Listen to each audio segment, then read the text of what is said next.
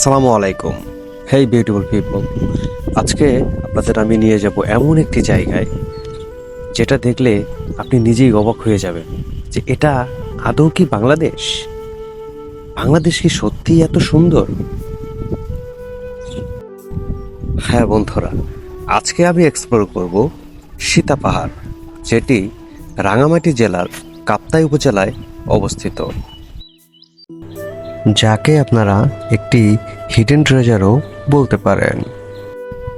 তো এখানে কিভাবে যাবেন এর সম্পূর্ণ রুট ম্যাপ আমি আপনাদেরকে দেখিয়ে দেব। সর্বপ্রথম আপনাকে চলে আসতে হবে রাঙামাটি জেলার কাপ্তাই উপজেলায় অবস্থিত প্রশান্তি পার্কে। এই মনোরম সুন্দর প্রশান্তি পার্কটি পার হলেই আপনারা দেখবেন কর্ণফুলী নদী। তো এই নদীটা আপনাকে পার হতে হবে, আর এর জন্য একমাত্র মাধ্যম হচ্ছে নৌকা। তো আমরা সবাই মিলে চলে আসছি, নৌকা পার হব। নৌকায় উঠলাম। দেখেন নৌকায় ওঠার পর কত সুন্দর একটা সিনারি দেখা যাচ্ছে, একদম মানে প্রথমেই মনটা ভরে যাচ্ছে।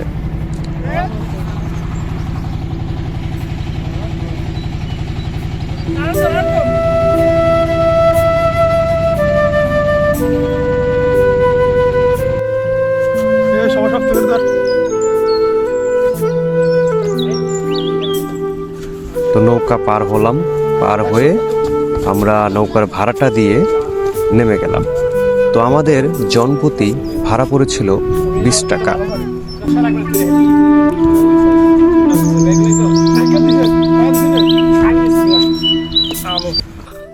আমরা অবশেষে কর্ণফুলী নদীটা পার হলাম। এখন আমরা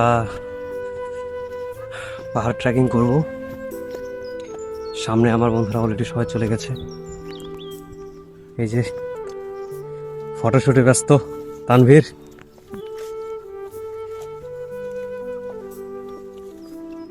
ওয়াও, কত সুন্দর দৃশ্য।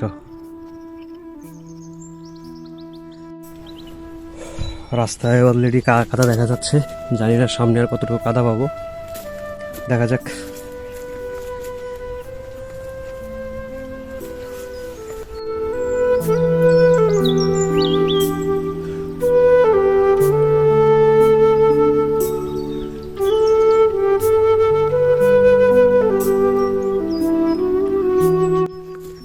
রাস্তায় যতদূর এগিয়ে চলেছি রোমাঞ্চকতা আরও বেড়ে চলেছে।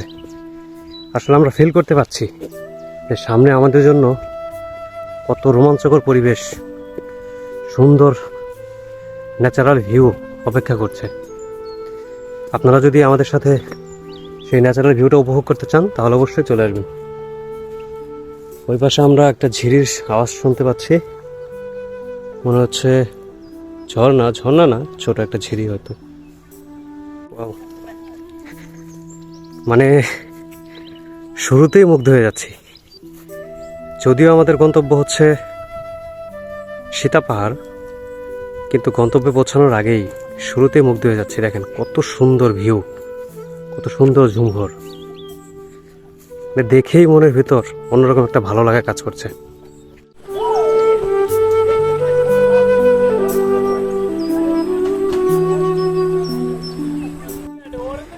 রাস্তাটা অলরেডি কাদাযুক্ত হয়ে গেছে, একটু ভয় লাগতেছে কখন যে পা পিছলে পড়ে যাই।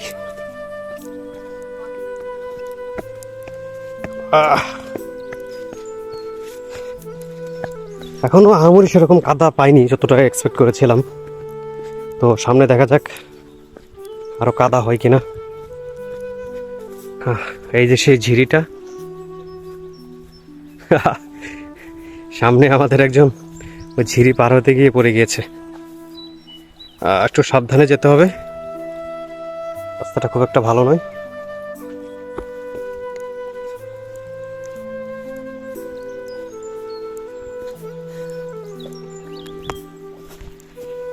এই ঝিরিটা এখন লাফিয়ে যেতে হবে, অন্য কোনো অপশন নেই।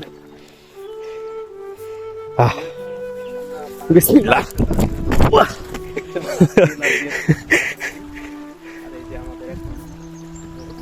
এখন আমরা ঝিরি পার হচ্ছি। এই ঝিরিটা পার হয়ে সামনে একটা সরু রাস্তা ধরে পাহাড়টা ট্রেকিং করতে হবে। ওই সামনে একটা উঁচু পাহাড় দেখা যাচ্ছে। যদিও আমাদের পূর্ববর্তী কোনো প্ল্যান নেই, অ্যাকচুয়ালি প্ল্যান করে কিছু হয় না। যখনই আমরা কোনো প্ল্যান করি, কোনো একটা ছোটোখাটো প্রতিবন্ধকতা আসলেই পুরো প্ল্যানটা ভেস্তে যায়। তো আমরা এবার চাচ্ছি যে কোনো প্ল্যানিং ছাড়া, একদম প্ল্যানিং ছাড়া হুট করে মনে আসছে যে আমরা সেটা পাহাড় যাব। তো সাথে সাথে বের হয়ে চলে আসছি। কোনো প্রকার প্ল্যানিং নাই, কোন দিক দিয়ে যাব, কোনো রুট ম্যাপ নাই, কোথায় খাবো, কোথায় কি করব, কোনো কিচ্ছু নাই। জাস্ট মনে হয়েছে চলে আসছি। আমি নিজেই অনেকদিন পর বের হয়েছি আজকে। পাহাড় আমাকে খুব টানছিল, বিশেষভাবে পাহাড় আমাকে খুব টানছিল বেশ কয়েকদিন ধরেই। তো আজকে পাহাড়টাকে সাড়া দিয়ে চলে আসছি। তো আপনারা দেখতে পাচ্ছেন অলরেডি আমার অবস্থা খারাপ হয়ে গেছে। এখনো পাহাড় ওটা শুরুই করিনি, তাতে অবস্থা খারাপ। যদিও আজকে শরীরটা বেশি ভালো না, ঠান্ডা জ্বর। এই ঠান্ডা জ্বর নিয়েও বেরিয়ে আসছি, কারণ আমি চাই না আমার এই ট্যুরের মধ্যে কোনো কিছু বাধা হয়ে আসুক। আপনাদের একটু সিনারিটা দেখাই, কত সুন্দর। আমাদের মতো ওই যে আরও কিছু ট্রাভেলার আসছে, তাদের উদ্দেশ্য হয়তো আমাদের মতোই সীতা পাহাড়। আজকে ছুটির দিন, তো অনেক ট্রাভেলার এই টুরিস্ট পয়েন্টের দিকে মনোযোগী হচ্ছে। আসলে ট্যুরের এইটাই মজা, মানে রাস্তায় আমাদের যেতে কিন্তু অনেক কষ্ট হয়, অনেক বাধা বিপত্তি পাড়ি দিয়ে এরপর আমরা আমাদের গন্তব্যে পৌঁছাতে হয়।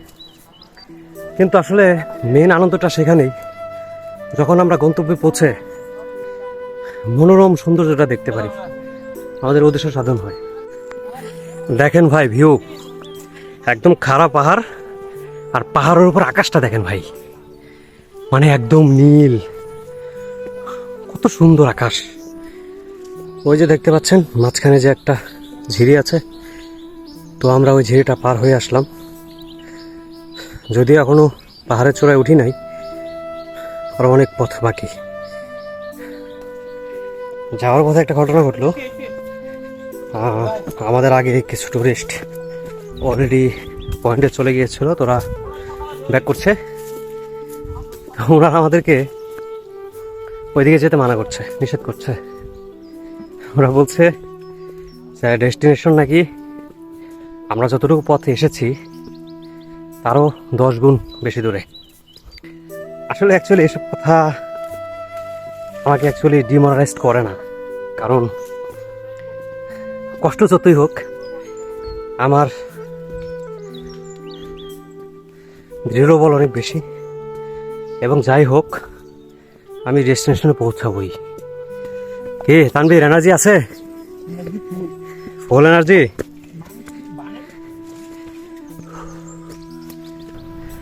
মনে মনে খুব করে চাচ্ছি এখন একটা বৃষ্টি হোক, কারণ পাহাড়ে বৃষ্টির যে সৌন্দর্য এটা অন্য কোথাও নাই ভাই। বৃষ্টি পাহাড়েই সুন্দর। তো পাহাড় এমনিতেই অমায়িক মারাত্মক লেভেলে সুন্দর হয়, এর মধ্যে যদি বৃষ্টি হয়, ও মনের আশা মনে হয় পূরণ হতে যাচ্ছে। অলরেডি বৃষ্টির আভাস শুরু হয়ে যাচ্ছে, আপনারা দেখতে পাচ্ছেন পিছনে ঝিরিঝিরি বৃষ্টি হচ্ছে। এভাবে যদি মনের সব আশা পূরণ হতো। আল্লাহ তুমি দয়ালু, তুমি রহমানের রাহিম।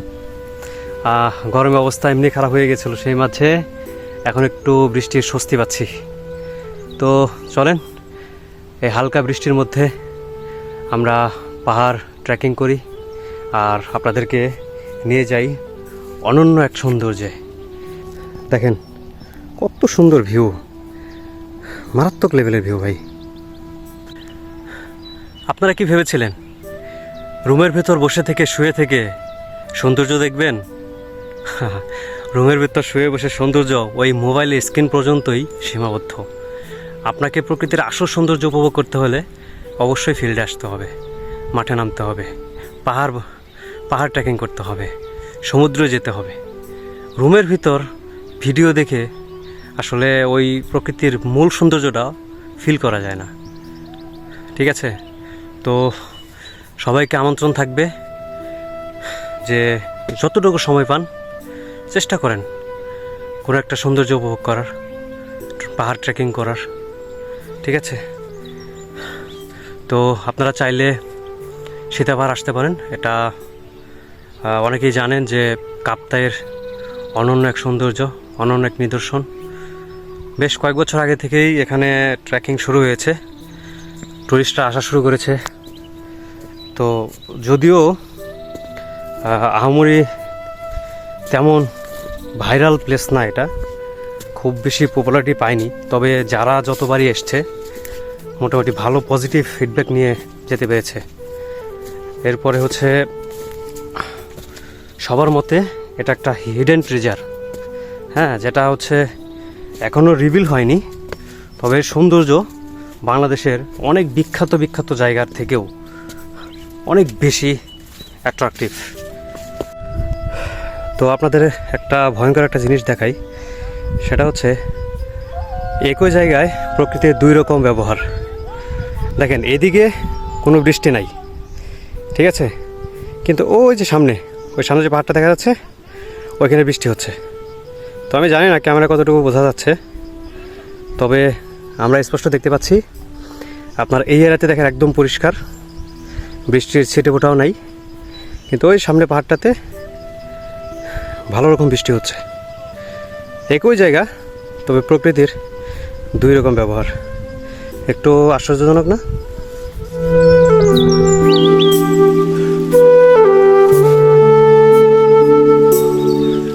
হালকা বৃষ্টির পরশ পেলেও অলরেডি রোদ উঠে গিয়েছে। তো যাই হোক, প্রথমে যতটুকু এনার্জি শো করেছিলাম, ভেবেছিলাম ডেস্টিনেশন যত দূরেই হোক পৌঁছাবই, কনফিডেন্স লেভেলটা মনে হচ্ছে আস্তে আস্তে ক্ষীণ হয়ে আসছে। আসলে পাহাড়টা অনেক খাড়া, আর দ্বিতীয় হচ্ছে অনেক কাদা, বৃষ্টি হয়েছে তো কাদা পিচ্ছিল, এই জন্য একটু বেশি কষ্ট হচ্ছে। এর আগে যখন চন্দ্রনাথ পাহাড়ে গিয়েছিলাম ওটার ডিস্টেন্সটা অনেক বেশি ছিল, বাট ওইটা তো এত কষ্ট হয় নাই যতটা আজকে হচ্ছে। ওয়াও, অস্থির ভিউ। আসলে ক্লান্তি যতই থাক, কেমন সৌন্দর্য দেখলে সব ক্লান্তি কিন্তু ম্লান হয়ে যায়। আকাশটা দেখেন, মারাত্মক লেভেলের আকাশ, এত পরিষ্কার আকাশ। এই যে আমার বন্ধুরা সবাই ছবি তুলছে। Hot weather. খানিকটা বিশ্রামের পর আবার আমরা যাত্রা শুরু করলাম। আমাদের উদ্দেশ্য সীতাপাহাড়। এখনো অনেকটা পথ বাকি, যদিও আজকে গরমটা অনেক বেশি, যদিও কয়েকদিন যাবত বৃষ্টি হচ্ছিল, তবে আজকে সকাল থেকেই বেশ ভালো মতো রোদ, গরম। তো আর আমি আগেও বলেছি যে পাহাড়টা অনেক খাড়া ও পিচ্ছিল হওয়াতে কষ্ট অনেক বেশি হচ্ছে। সবারই অবস্থা খারাপ, সবাই টি শার্ট খুলে ফেলছে। দেখতে পাচ্ছেন শরীরের কন্ডিশন, অলরেডি পুরো শরীর ঘামে ভেজা। এখন মন ভরে অপেক্ষায় আছে একটা বৃষ্টির, প্রশান্তির বৃষ্টি। আসলে পাহাড়ের চূড়ায় এসে বৃষ্টি দেখা না পাইলে কেমন একটা অপূর্ণতা থেকে যায়। তো খুব করে চাইবো আমরা পাহাড়ে ওঠার পরই যেন একটা বৃষ্টি হয়। ওই যে প্রায় চলে আসছি, ওই যে দেখতে পাচ্ছেন পাহাড়ের চূড়োয়, ওইটাই হয়তো আমাদের ফাইনাল ডেস্টিনেশন। সৌন্দর্যটা কিন্তু মারাত্মক ভাই, দেখেন একটু, এখানে আরেকটা অন্যরকম একটা সৌন্দর্য। ওই পাশে রোদ, আমাদের এখানে ছায়া। বাহ, আল্লাহর রহমত, অশেষ রহমত।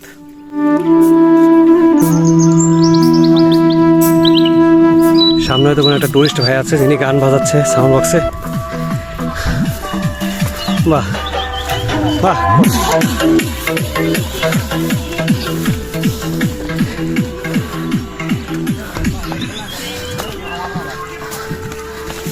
ভাইরা লাউড স্পিকারে গান বাজাতে বাজাতে যাচ্ছে, কষ্টের মাঝে একটা শান্তি ফিল করলাম।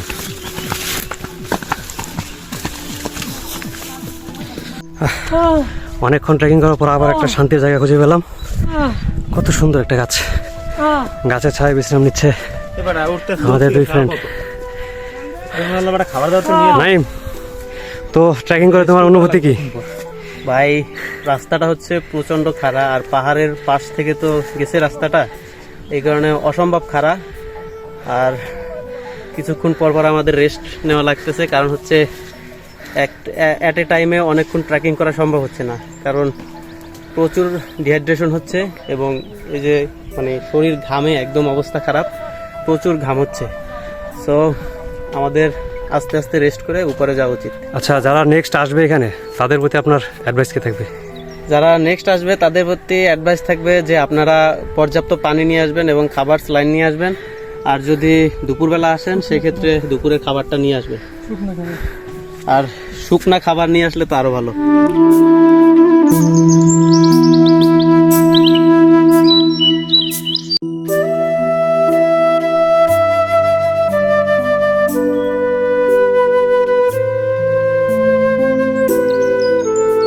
তো যেতে যেতে মজার একটা ঘটনা শেয়ার করি। তো আমাদের হচ্ছে একটা ট্যুরিস্ট গ্রুপের সাথে দেখা, তো সেখানে একজন ফিমেল ট্যুরিস্ট মজা করে বলছিল যে দোস্ত, আমার যখন অনেক টাকা হবে তুই আমার কাছে 10 টাকা চাইলে আমি তোকে 20 টাকা দেবো, কিন্তু আপাতত তুই আমাকে একটু পানি দে। তাহলে এখন বুঝেন যেখানে পানির মূল্যটা কতটুকু, পানির প্রয়োজনীয়তা কতটুকু। অবশ্যই সাথে পানি নিয়ে আসবেন, আমাদের মতো ভুল করবেন না। আমরা প্রায় আমাদের ডেস্টিনেশনের কাছাকাছি। ওয়াও, ভাইরা ছবি তুলতেছে।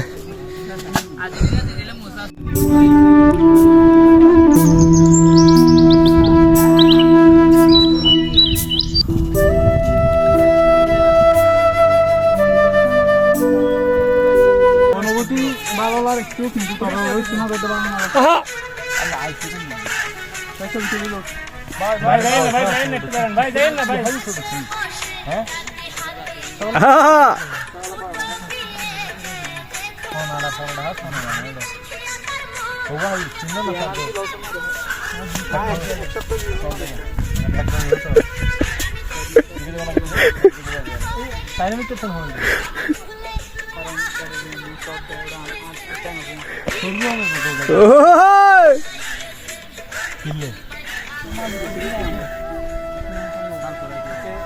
Best place for taking rest ever.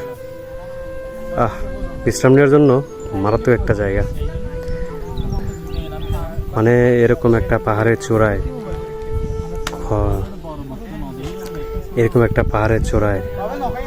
খ খ করা রোদ, আর রোদের মধ্যে এমন একটা প্রশান্তির গাছ, আর গাছের মধ্যে একটা বাদর। এ বাদর,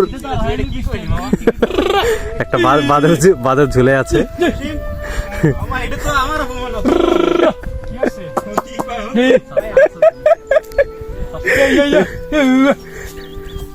বাদরটাকে একটু ঢিল মারো তো।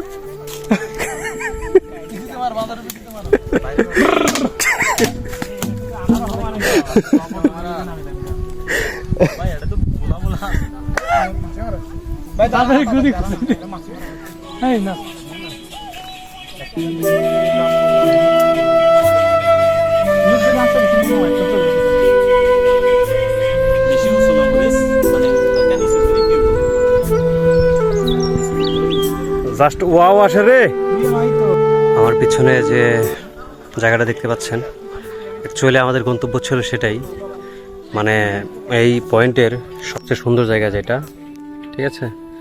তো যদিও আমাদের আজকে ব্যাড লাক যে আমরা সেখানে যেতে পারছি না, অ্যাকচুয়ালি আসলে দোষটা আমাদের, কারণ হচ্ছে আমাদের মতো অনেক ট্যুরিস্ট আছেন যারা হচ্ছে আমরা ট্যুরিস্ট পয়েন্টের নিয়মকানুনগুলো মানি না। তো এখানে যে ঘটনা শুনতে পেলাম যে গতকালকে কিছু ট্যুরিস্ট এসেছিল, তো ওরা এসে আপনার কৃষকের যে জুম আছে, ধান গাছগুলো লাগিয়েছে, জুম চাষ যেটা বলে, তো সেই গাছগুলো নষ্ট করে ফেলছে। তো অ্যাকচুয়ালি পাহাড়ে যারা বসবাস করে এদের লাইফস্টাইলটা অনেক জটিল, অনেক কঠিন, ওরা অনেক কষ্ট করে জীবনযাপন করে। তো আসলে জুম গাছগুলো যদি আমরা নষ্ট করে ফেলি তাহলে তাদের জীবনযাপনে অনেক বড় একটা হ্যাম্পার চলে আসে। তো এসব কারণে আজকে আমাদের উপরে উঠতে দিচ্ছে না, যদিও চেষ্টা করেছি।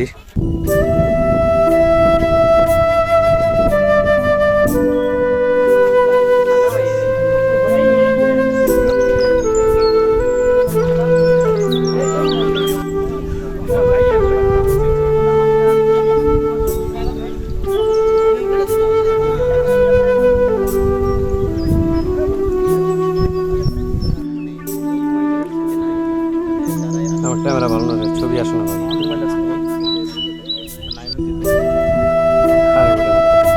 ভিডিও করতে চাই।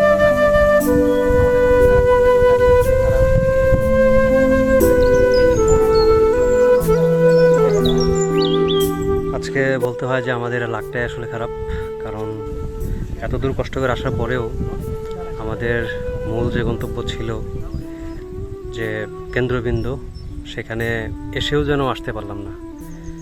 মানে ওই যে একটা কথা আছে না, যা দেখেও যেন হইল না দেখা। তো বিষয়টা কিছুটা এরকমই। দোষটা আসলে কাউকে দিতে যাচ্ছি না, দোষটা আমাদের নিজেদের, কারণ আমরা নিজেদের সৌন্দর্য নিজেরা বজায় রাখতে পারি না। এটা হচ্ছে আমাদের একটা মুদ্রা দোষ বলতে পারেন। তো ওই পিছনে হয়তোবা দেখতে পাচ্ছেন যে আমাদের এখানকার জমিওয়ালা যে আছেন মালিক, তিনি অনেক ক্ষিপ্ত আছেন আমাদের উপরে। যে আমি একটু আগে বলেছিলাম যে কিছু লোক পর্যটক নামে এসেছিল, এসে ধানি জমিগুলো একদম নষ্ট করে ফেলছে। তো ওনাদের অনেক ক্ষতি হয়েছে অবশ্যই। তো সেই কারণেই উনি একটু চটে আছেন আমাদের উপরে। তো কোনোভাবেই মানে ওনাকে রিকোয়েস্ট করেও মানানো গেল না, উনি অনেক বেশি ক্ষিপ্ত আছেন আমাদের উপর। যাই হোক, কিছু করার নাই। এখন যতটুকু হয়েছে আলহামদুলিল্লাহ, অনেক সুন্দর সুন্দর অভিজ্ঞতা হলো, অনেক সুন্দর জায়গা দেখা হলো। এই যে দেখেন আমার পিছনে কত সুন্দর জায়গা। মনে করেন আমাদের মূল গন্তব্যে যেতে পারি নাই, তাতে কি আমাদের পয়সা কিন্তু উসুল হয়ে গেছে। মানে এত সুন্দর জায়গা, এত সুন্দর এক্সপিরিয়েন্স, আসলে দ্যাটস এনাফ আই থিঙ্ক।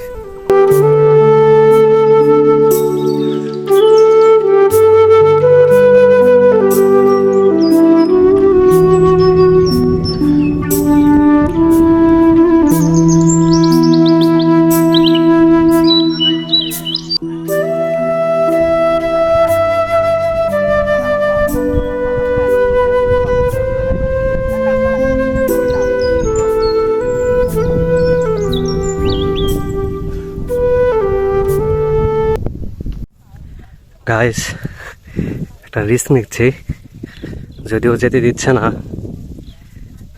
জমিওয়ালা, কিন্তু একটু রিস্ক নিয়ে লুকিয়ে যাওয়ার চেষ্টা করতেছি। দেখি কতটুকু সফল হওয়া যায় কিনা। ওই যে জমিওয়ালার সামনে বসে আছে, দেখি একটু কথা বলে মানানো যায় কিনা, রিকোয়েস্ট করে। আসলে এত সুন্দর জায়গা, এত দূর আসার পরেও ফেরত যেতেও খারাপ লাগতেছে। এখন এই জন্য সর্বোচ্চ চেষ্টা করতেছি যেন সম্পূর্ণ সাবমিট করতে পারি। চলে দেখি কি হয়।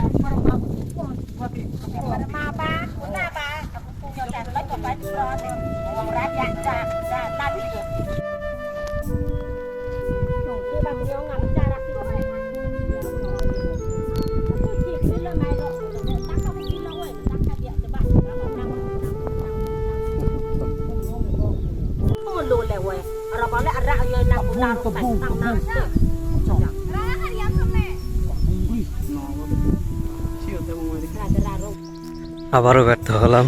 আসলে চেষ্টা করতেছিলাম যে একটু রিকোয়েস্ট করে বা একটু ফাঁকি দিয়ে যেতে, কিন্তু আসলে সে কোনোভাবে মানতে রাজি না।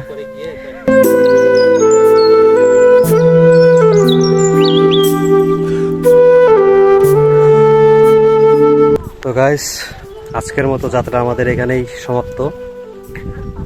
যদিও যাত্রাটা পরিপূর্ণভাবে শেষ করতে পারিনি, কিছুটা অপ্রাপ্তি রয়ে গিয়েছে। তবে যাই হোক, এক হিসাবে ভালোই হয়েছে। সেটা হচ্ছে যদি আজকে শেষ করে ফেলতাম তাহলে হয়তো নেক্সট আসার ইন্টারেস্টটা অতটা কাজ করতো না। যেহেতু কিছুটা বাকি রয়ে গিয়েছে, সো আরেকবার আসার একটা চান্স রইল। তো আশা করি আগামী আরও কিছুদিনের মধ্যে এই ধান গাছগুলো যখন আরেকটু বড় হবে তখন এখানকার সৌন্দর্যটা আরও কয়েক গুণ বেশি বেড়ে যায়। তো আশা করব কয়েকদিন পর যখন ধান গাছগুলো বড় হবে, সৌন্দর্য যখন বেড়ে যাবে, তখন আরেকবার আসবো, এসে এর পরিপূর্ণ সৌন্দর্য যে তৃপ্তি আছে সেটা গ্রহণ করব। তো আজকের মতো এ পর্যন্তই। এখন হচ্ছে আমাদের যাওয়ার পালা। তো আমরা আসলে যে পথে আসছিলাম সেই পথে আবার ফেরত যাচ্ছি। এই যে দেখেন কত সুন্দর দৃশ্য। তো সেই দৃশ্য মনে লালন করতে করতে, চোখের মাধ্যমে মনের ভেতর লালন করতে করতে চলে যাচ্ছি আবার সেই চিরচেনা নিজ কারাগারে।